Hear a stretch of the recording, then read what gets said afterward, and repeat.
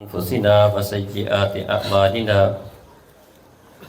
من يهده الله فلا مضل له ومن يضلل فلا هادي له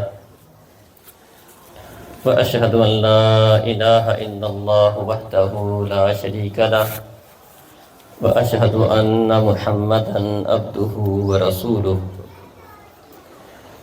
أعوذ بالله من الشيطان الرجيم يا أيها الذين آمنوا اتقوا الله حق تقاته ولا تموتن إلا وأنتم مسلمون يا أيها الناس اتقوا ربكم الذي خلقكم من نفس واحدة وخلق منها زوجها وبث منهما رجالا كثيرا ونساء واتقوا الله الذي تساءلون به والأرحام إن الله كان عليكم رقيبا يا أيها الذين آمنوا اتقوا الله وقولوا قولا سديدا يصلح لكم أعمالكم ويغفر لكم ذنوبكم ومن يطع الله ورسوله فقد فاز فوزا عظيما أما بعد فإن خير الحديث كتاب الله وخير الهدي هدي محمد صلى الله عليه وسلم وشر الأمور محدثاتها وكل محدثة بدعة وكل بدعة ضلالة وكل ضلالة في النار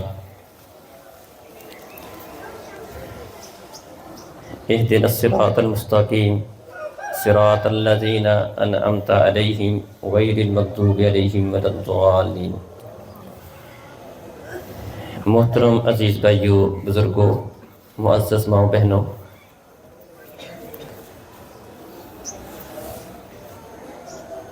کسی بھی نیکی کے کام کی توفیق کا ملنا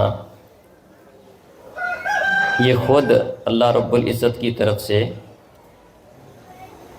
بہت بڑی انعام والی، فضل والی بات ہے۔ اللہ رب العزت کے انعامات میں سے ایک بہت بڑا انعام یہ ہے کہ اللہ احکم الحاکمین کسی کو اپنی بارگاہ میں آنے کی توفیق عطا کر دے، اپنی طرف رجوع کرنے کی توفیق دے دے، اپنی عبادت بندگی اپنے رب کو منانے کا خیال اس کے دل میں ڈال دے۔ یہ اللہ رب العزت کے احسانات میں سے ایک بہت بڑا احسان ہے، اور یہ چیز اللہ رب العزت کی توفیق کے ساتھ ممکن ہے۔ وما توفیقی الا باللہ۔ شعیب علیہ السلام نے اپنی قوم سے کہا تھا کہ جو میں تمہیں دعوت دیتا ہوں یہ سب کا سب اللہ رب العزت کی توفیق کے ساتھ ہے۔ بلکہ نبی مکرم صلی اللہ علیہ وسلم نے لا حول ولا قوت الا باللہ کو جنت کے خزانوں میں سے ایک خزانہ قرار دیا ہے۔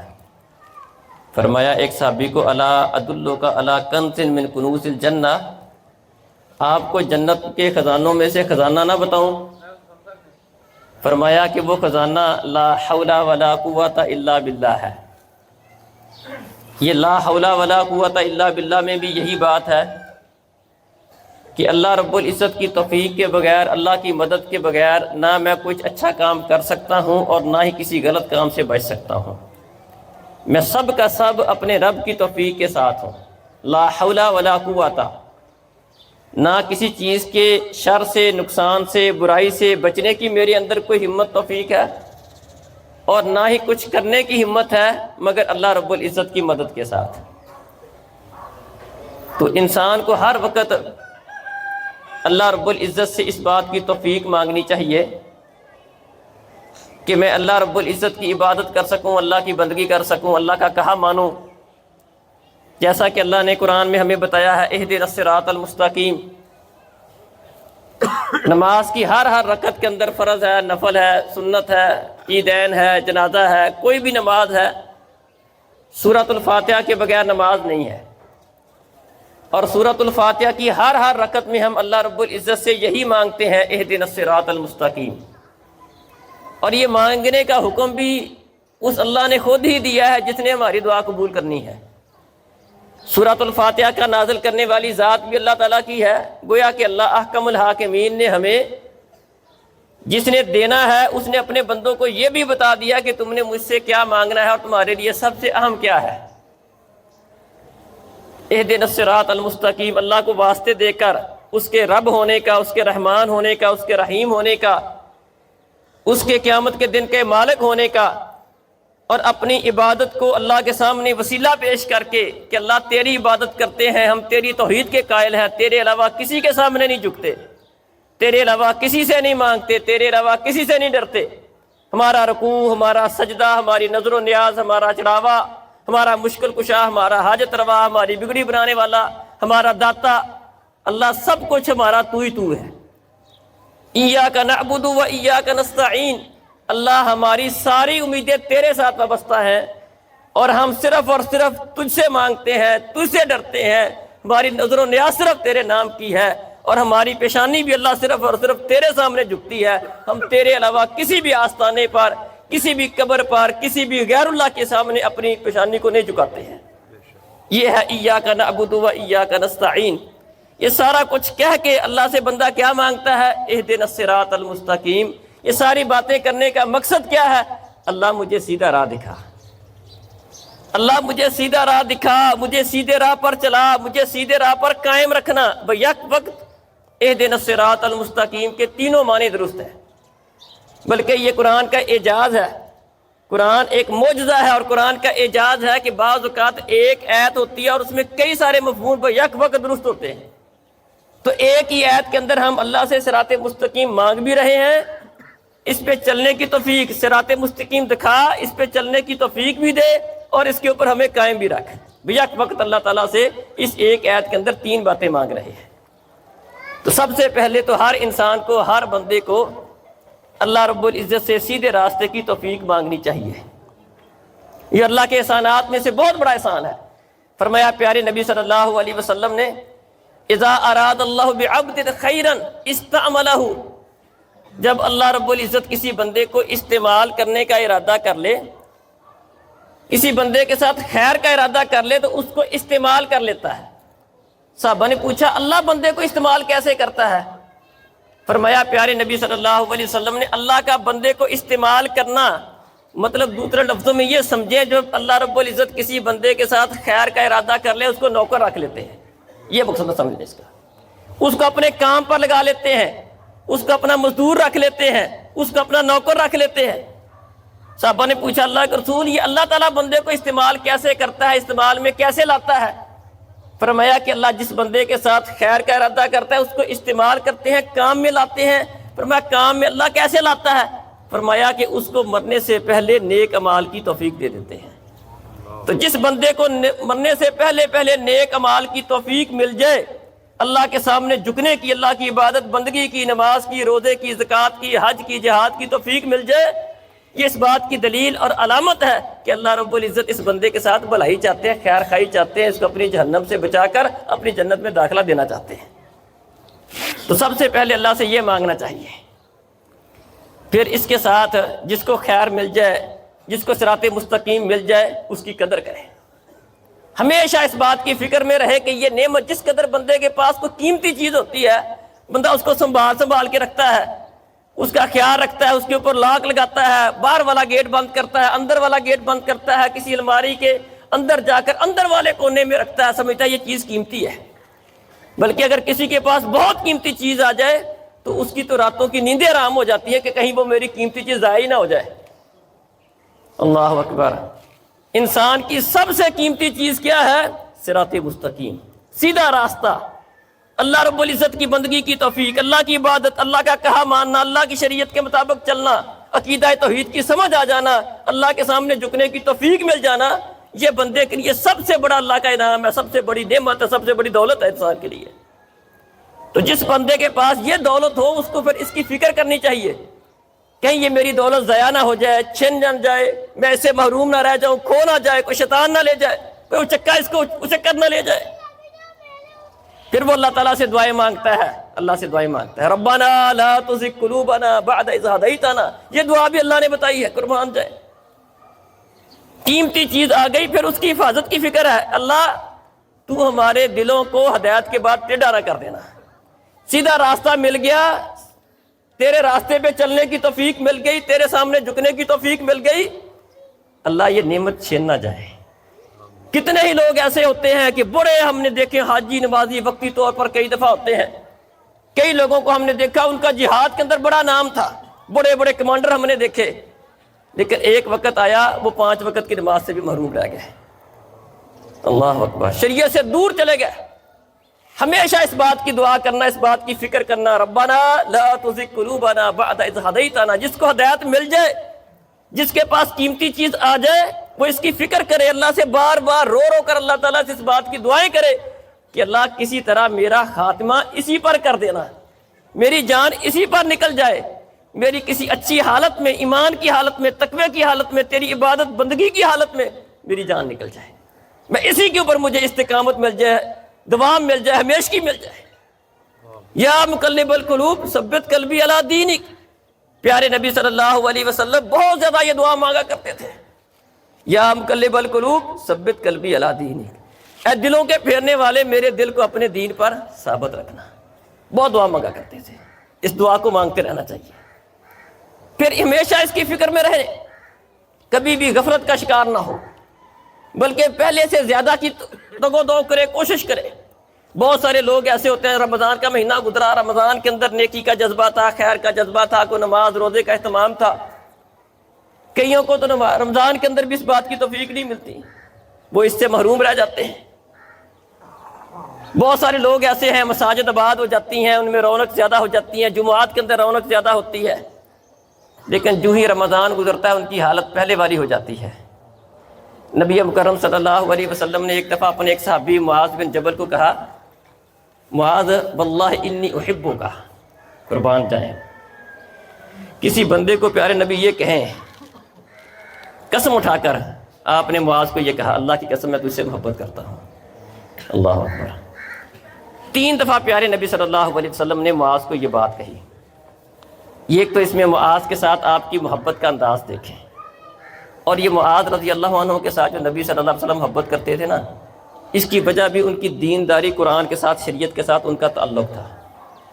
پیارے نبی صلی اللہ علیہ وسلم نے فرمایا 4 بندوں سے قرآن سیکھو، 4 بندوں سے، ان 4 بندوں میں سے ایک کا نام معاذ بن جبل ہے۔ جس نے قرآن سیکھنا ہو، صحیح طرح پڑھنا ہو، فرمایا وہ 4 بندوں سے سیکھے، ان میں معاذ بن جبل بھی ہے۔ تو اس قرآن کے ساتھ محبت، دین کے ساتھ محبت کی وجہ سے فرمایا انی احبک، میں تجھ سے محبت کرتا ہوں۔ پھر اصل میں آگے بات بتانی تھی، یہ بات تو تمہیداً فرمائی نا، تاکہ اس کو اندازہ ہوگا اللہ کے رسول میری کتنی خیر خواہی کر رہے ہیں، آپ کو مجھ سے محبت ہے، اس لیے یہ بات ارشاد فرما رہے ہیں۔ کیا فرمایا؟ لا تدعن دبر کل صلاۃ تقول اللہم انی علی ذکرک و شکرک و حسن عبادتک، آپ ہر نماز کے بعد یہ والی دعا کبھی نہ چھوڑنا، ہر نماز کے بعد، فرض نماز کے بعد یہ دعا مانگا کر، اے اللہ تو اپنا ذکر کرنے پر، شکر کرنے پر اور اپنی اچھی عبادت کرنے پر میری مدد کر۔ ذرا اس بات پہ غور کریں، یہ حدیث تو آپ نے، مطلب دعا تو آپ سب کو تقریباً آتی ہے کہ نماز کے بعد یہ دعا پڑھتے ہیں، رب اعنی یا اللہم اعنی علی ذکرک و شکرک و حسن عبادتک۔ لیکن جو میں بیان کرنا چاہتا ہوں وہ یہ ہے کہ دیکھیں ہم نماز پڑھ کے بیٹھے ہیں، فرض نماز کا سلام پھیرا ہے، کچھ اذکار کیے ہیں، اللہ اکبر، استغفر اللہ استغفر اللہ استغفر اللہ، پھر کیا مانگ رہے ہیں؟ اللہم انی علی ذکرک و شکرک و حسن عبادتک۔ ابھی تو عبادت کی ہے، ابھی عبادت کی ہے، اور پھر کیا مانگ رہے ہیں؟ اللہ اپنی اچھی عبادت کرنے کی توفیق دے، اپنا شکر کرنے کی توفیق دے، اپنا ذکر کرنے کی توفیق دے، اپنی اچھی عبادت کرنے کی توفیق دے۔ کیا مطلب ہوا کہ مسلمان بندہ اللہ تعالیٰ کی عبادت کر کے، بندگی کر کے، اللہ کا کہا مان کے غافل نہیں ہوتا، سمجھ لیتا کہ میں نے اپنا کام پورا کر دیا، ایسا نہیں ہوتا۔ ایک کام کر کے فارغ ہوتا ہے، اگلے کام کی پھر فکر کرتا ہے، اگلے کی دعا کرتا ہے، اللہ غافل نہ ہو جاؤ، مجھے یہ توفیق دیتے رہنا، مجھے محروم نہ کر دینا، میری اس بات پہ مدد کرنا۔ اللہ اکبر۔ فرمایا وہ بندہ، 7 بندے جن کو اللہ تعالیٰ اپنے عرش کا سایہ نصیب کرے گا، ان میں سے ایک بندہ کون ہوگا؟ وَرَجُلٌ قَلْبُهُ مُعَلَّقٌ بِالْمَسْجِدِ، جو مسجد سے آتا ہے دھیان پھر مسجد کی طرف ہوتا ہے کہ دوبارہ مسجد میں جانا میں نے، اس بندے کو اللہ تعالیٰ اپنا قیامت والے دن اپنا سایہ نصیب کرے گا، جس دن اللہ کے سایہ کے علاوہ کسی کا سایہ نہیں ہوگا۔ جس نے ایک پڑھ لی، دوسری کی فکر ہے، یہ نہیں ہے کہ پڑھ لی بس بات ختم، بہت سے تو پڑھتے ہی نہیں ہے۔ اللہ اکبر۔ جو اس فکر میں رہتا ہے، اس فکر میں رہتا ہے کہ میں نے اپنا ایمان بچانا ہے، اللہ نے مجھے ہدایت دی ہے، سیدھا راستہ دکھایا ہے، میرا عقیدہ ٹھیک کیا، اس کے اوپر میں نے اللہ کا شکر بھی ادا کرنا ہے، اللہ سے استقامت بھی مانگنی ہے، اور مزید اپنے آپ کو آگے بھی بڑھانا ہے، غفلت کا، سستی کا شکار نہیں ہونا۔ محترم بھائیوں اور بزرگوں، یہ رمضان جو ہم نے گزارا ہے بڑی سعادت والا، خوش بختی والا مہینہ تھا۔ خوش نصیب ہیں وہ لوگ جنہوں نے اس رمضان سے فائدہ اٹھایا ہے، اور پیارے نبی صلی اللہ علیہ وسلم کے فرمان کے مطابق وہ بندہ بد نصیب ہے جو رمضان آئے اور اس کے اندر اس سے فائدہ نہ اٹھا سکے، اپنی اصلاح نہ کر سکے، اپنے اعمال کو اللہ کے سامنے پیش کر کے اپنی بخشش نہ کروا سکے، ایسا بندہ بد نصیب ہے۔ جس نے اس رمضان سے فائدہ اٹھایا، اپنی اصلاح کی، نمازی بن گیا، اپنے معاملات کو اس نے درست کر لیا، رمضان کے روزے رکھے، یقیناً وہ مبارکباد کا مستحق ہے۔ یہ عید اس کے لیے ہے، یہ عید اس کے لیے ہے، یہ اللہ نے خوشی کا ایک موقع دیا ہے۔ کس لیے؟ کہ سارا مہینہ آپ نے کیا رکھا ہے جی؟ روزے رکھے اللہ کے کہنے کے مطابق، روٹین کے ساتھ نمازیں پڑھی ہیں، جماعت کا اہتمام کیا، اللہ کا کہا مانا، اللہ کی شریعت پر عمل کیا ہے۔ اب آپ کو اس موقع پر ایک خوشی والا موقع دیا جاتا ہے۔ اللہ اکبر۔ یہ اصل میں عید ان لوگوں کے لیے ہے جو سارا مہینہ جنہوں نے رمضان کے پابندی کے ساتھ، روٹین کے ساتھ روزے بھی رکھے ہیں، ان کا حق بھی ادا کیا ہے۔ جو سستی کرتے رہے ہیں، اللہ رب العزت کی رحمت کا دروازہ، بخشش کا دروازہ بند نہیں ہے، وہ تو ہمیشہ کے لیے کھلا ہے۔ وہ اب بھی اپنی اصلاح کر سکتے ہیں، اب بھی اللہ تعالیٰ کی طرف رجوع کر سکتے ہیں۔ تو محترم بھائیوں اور بزرگوں، جن کو اللہ نے توفیق دی وہ اس کے اوپر استقامت اختیار کریں، مزید کہ اللہ کی تعالیٰ سے اس کی توفیق مانگے، دعا مانگے اللہ تعالیٰ ہمیں اس کے اوپر استقامت بھی دے اور مزید کی بھی توفیق دے۔ جنہوں نے سستی کی ہے وہ اب بھی اپنی اصلاح کریں، بالخصوص عقیدہ توحید کے بعد، اس بات کا عقیدہ رکھنے کے بعد کہ میرا خالق، میرا مالک، میرا رازق، میرا مشکل کشا، حاجت روا، بگڑی بنانے والا، سب کچھ میرا اللہ ہے۔ میں اسی کے سامنے جھکتا ہوں، اسی کے سامنے رکوع کرتا ہوں، اسی کے سامنے سجدہ کرتا ہوں۔ عقیدہ توحید کے بعد سب سے عام ترین چیز ایک مسلمان کے لیے نماز کا عمل ہے، نماز کا عمل ہے۔ اور سب سے بڑھ کر جس معاملے میں ہمارے اندر سستی پائی جاتی ہے وہ نماز ہے۔ پیارے نبی صلی اللہ علیہ وسلم نے فرمایا تھا کہ اسلام کی کڑیاں ایک ایک کر کے ٹوٹ جائیں گی۔ کیا مطلب؟ کہ آہستہ آہستہ لوگ دین اسلام کو چھوڑتے چلے جائیں گے، ایک عمل چھوڑ دیا، پھر دوسرا چھوڑ دیا، تیسرا چھوڑ دیا، آہستہ آہستہ اسلام سے دور ہوتے چلے جائیں گے۔ اور سب سے آخر میں جو عمل چھوٹے گا وہ نماز ہوگی۔ فرمایا جب نماز بھی گئی اس کے بعد ان لوگوں کے اندر خیر نام کی کوئی چیز نہیں ہوگی۔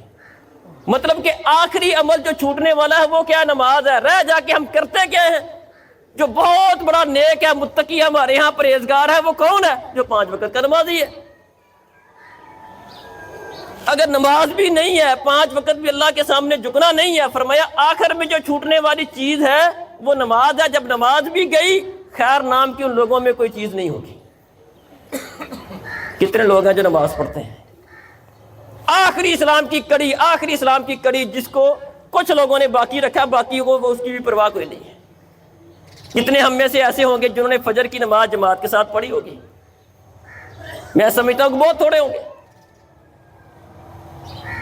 حالانکہ یہ کفر اسلام کا مسئلہ ہے، بین العبد والکفر ترک الصلاۃ۔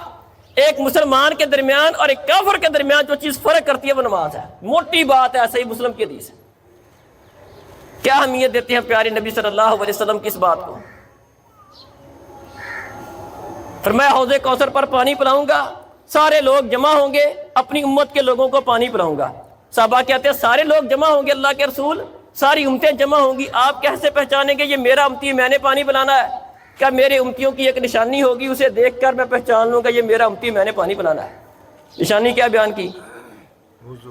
ان امتی یاتون یوم القیامہ غرا محجلین من اثر الوضوء۔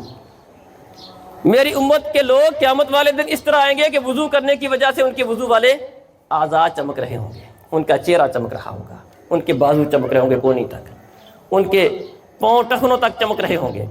مجھے پتہ چل جائے گا یہ میرا امتی آ رہا ہے، میں نے اس کو پانی پلانا ہے۔ ایک بندہ وضو کرتا نہیں ہے، نماز پڑھتا نہیں ہے، سمجھے کہ پیارے نبی کے حوض پر مجھے پانی نصیب ہوگا، 50,000 سال کے اس دن کے اندر پیارے نبی کے ہاتھوں مجھے وہ جام نصیب ہو جائے گا جو ایک دفعہ وہ جام پی لے گا 50,000 سال کے دن کے اندر دوبارہ اس کو پیاس نہیں تنگ کرے گی، مجھے وہ جام نصیب ہو جائے گا۔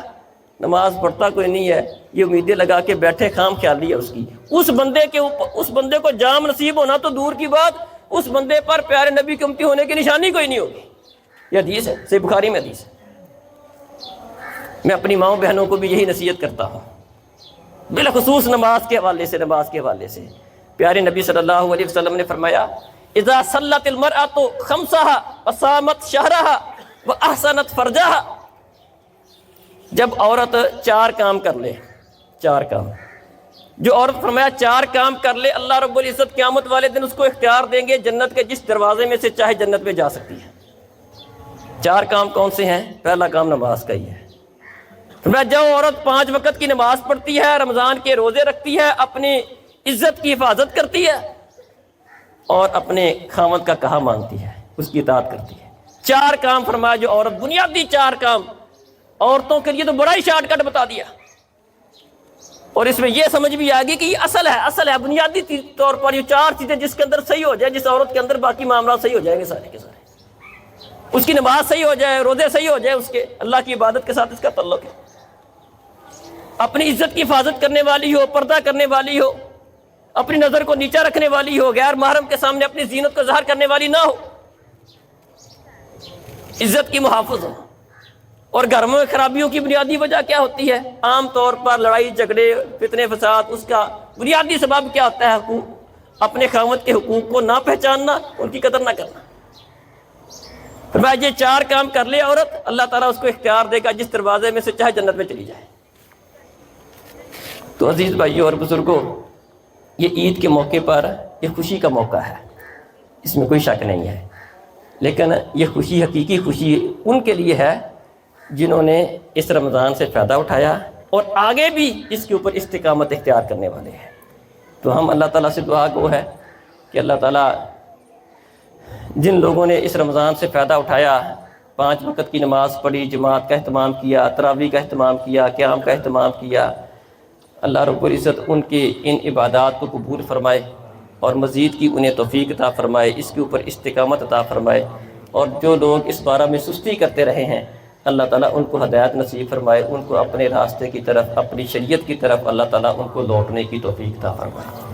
الحمدللہ رب العالمین، اللہم صلی علی محمد وعلی آل محمد کما صلیت علی ابراہیم وعلی آل ابراہیم انک حمید مجید، اللہم بارک علی محمد وعلی آل محمد کما بارکت علی ابراہیم وعلی آل ابراہیم انک حمید مجید، اللہم اغفر لنا وللمؤمنین والمؤمنات والمسلمین والمسلمات وألف بين قلوبهم وأصلح ذات بينهم وانصرهم على عدوك وعدوهم، اللهم لعن الكفرة الذين يصدون عن سبيلك ويكذبون رسلك ويقاتلون أولياءك، اللهم خالف بين كلمتهم وزلزل أقدامهم وأنزل بهم بأسك الذي لا ترده عن القوم المجرمين، اللهم إنا نجعلك في نحورهم ونعوذ بك من شرورهم، اللهم اكفنا شرهم بما شئت وكيف شئت، اللهم إنهم لا يعجزونك فخذهم أخذ عزيز مقتدر، اللهم انصر الإسلام والمسلمين، اللهم اعز الإسلام والمسلمين، اللهم اعز الجهاد والمجاهدين،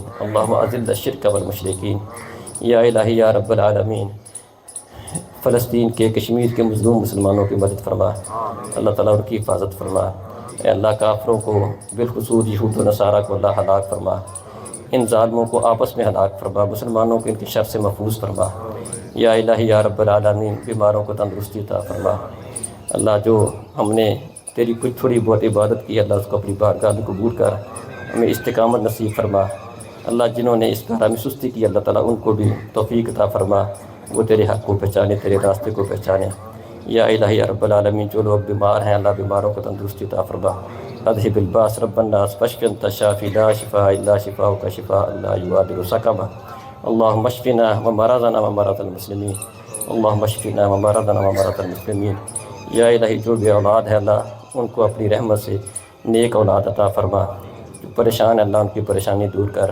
اللہ جو قرض کے نیچے دبے ہوئے ہیں اللہ ان کی مسائل حل کر کے ان کا قرض اتار دے، ربنا تقبل منا انک انت السمیع العلیم وتب علینا انک انت التواب الرحیم، یا الہی ہمارے ملک پاکستان کے حال پہ رحم فرما، اس کو اندرونی اور بیرونی شرارتوں سے، شر سے محفوظ فرما، اس کی حفاظت فرما، ربنا تقبل منا انك انت السميع العليم وتب علينا انك انت التواب الرحيم وصلی اللہ علیہ النبی۔ یہ ایک اعلان ہے بھائی فلسطین کے حوالے سے، بھائیوں نے کہا ہے کہ